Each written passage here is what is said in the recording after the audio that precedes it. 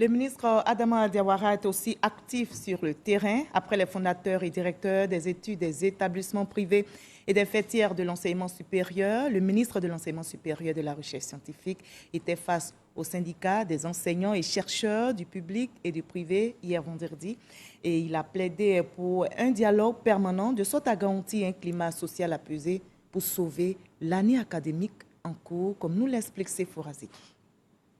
Adama Diawara, le ministre de l'Enseignement supérieur et de la Recherche scientifique, face aux syndicats des enseignants et chercheurs du public et du privé.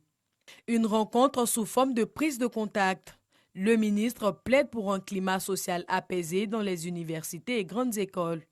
Il les invite également au dialogue permanent. Message bien perçu par l'ensemble des 15 syndicats présents. Nous avons des problèmes de paiement pour nos prestations faites au BTS.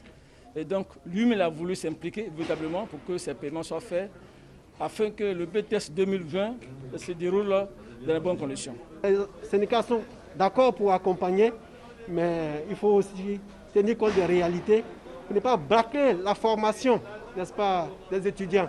Le ministre est dans une dynamique de dialogue social. C'est aussi la vision de la POSEXI.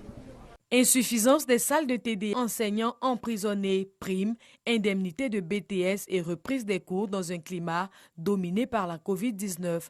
Ce sont autant de questions soulevées par les syndicalistes. Adama Diawara promet une issue favorable à leurs doléances.